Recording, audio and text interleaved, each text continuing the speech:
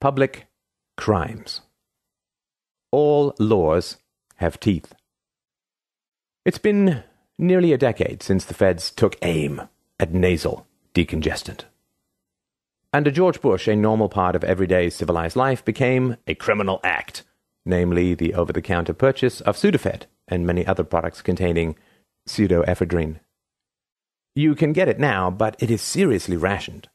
You have to present your driver's license, and no one without one may purchase it. The limits on quantities you are permitted to purchase fall far below the recommended dosage, and buyers rarely know when they are buying too much. The rationing and criminalization of this product appeared as part of the Patriot Act. The replacement drug phenylephrine is far less effective on noses, but more effective in Washington.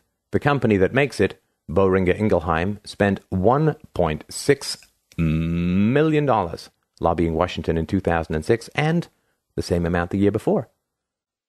The makers of the drug everyone actually wants are diffuse and spread all over China.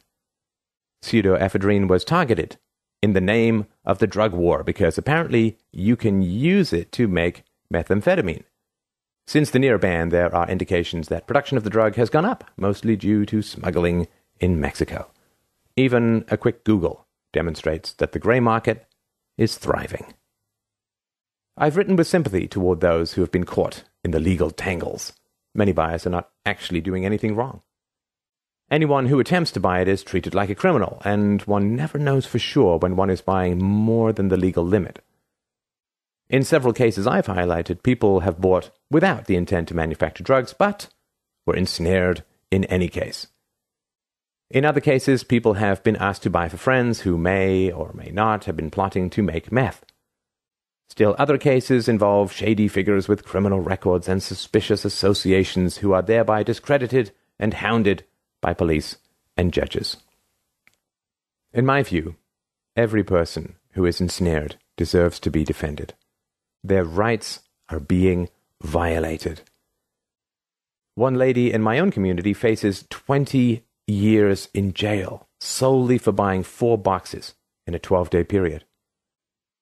News reports suggest that she is a bad person for many other reasons, and for that reason, there has been little public sympathy for her, in the same way that people under alcohol prohibition were snagged on alcohol grounds, even though the motivation for getting them was different.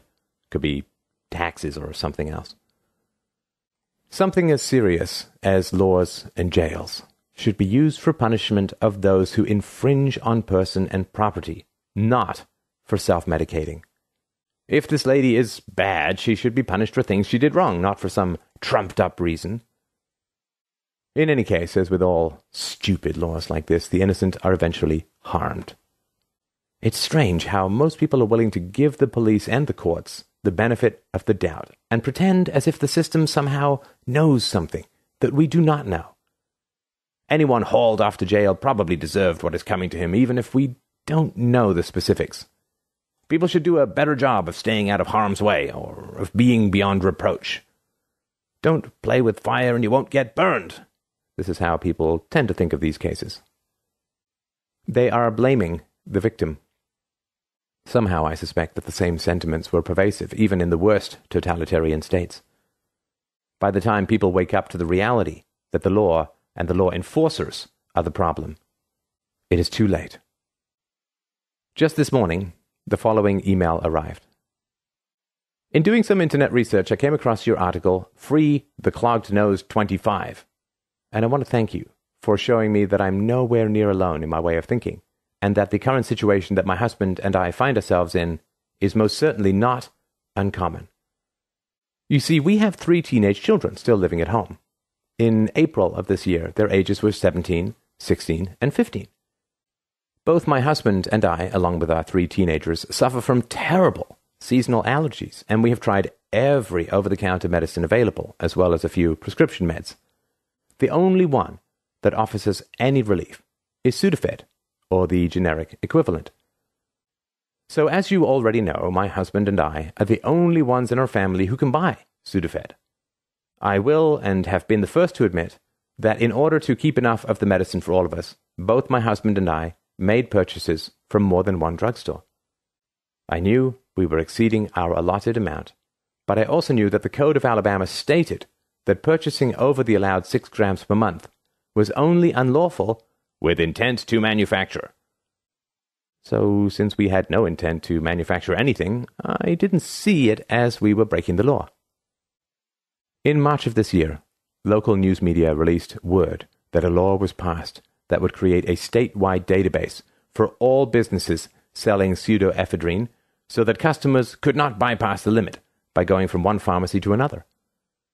That was the extent of the press release related to that new law.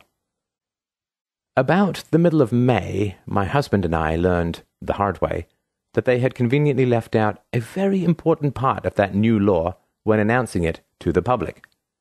Apparently, with intent to manufacture, had been dropped from the Alabama law regarding pseudoephedrine purchases.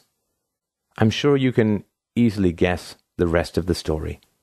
He and I were arrested for buy, sale, precursor chemicals, which on the first offense is a Class C misdemeanor.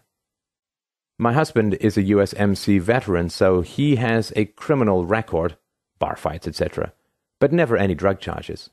I have never had so much as a speeding ticket, and I'm a criminal justice major in college. Even after explaining the situation to the judge and pointing out that we are law-abiding citizens just trying to offer some comfort to our kids during allergy season, the judge still found us guilty. We have appealed that decision and will go back to court in December. We cannot hope to beat this with just the truth, because obviously the truth doesn't matter. So I am going to pray that mistake of law will get us a not guilty verdict this time around, or I'm going to have to find a new major. At the time we were arrested, our oldest daughter, not living at home, was a 4.0 GPA college student majoring in forensic investigation. Our middle daughter was just days away from graduating historian of her high school senior class after already having lettered in softball and volleyball and serving as secretary in the Beta Club.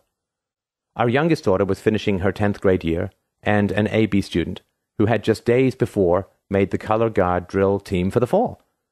And our son was finishing his 8th grade year, an AB student and hard-working junior varsity and varsity football player. We are very, very proud of our kids and hate the fact that they have had to endure any negative associations that have come from our arrest. They are so resilient, though. They know that we weren't actually doing anything wrong, so they hold their heads up high and keep going. As I suspected, these cases are not isolated. Thanks to Google News, we can learn of many such tragic cases. So far as we know, the majority of cases of arrest involve innocent people trying to unclog their noses. But even if only 1 in 10 cases involves injustice, that is plenty of reason to repeal the law. I don't favor laws against consuming or producing meth, but if those laws are retained, then it's the taking or making of meth that should be punished, not actions that merely seem vaguely associated with illegal activities. In the end, this isn't about drug use or production. It is about special interests. It is about the use of fear and coercion and the expansion of state power. It is about human rights and liberty. Should we care about these things? Yes. If we care about saving civilization from its enemy, the state.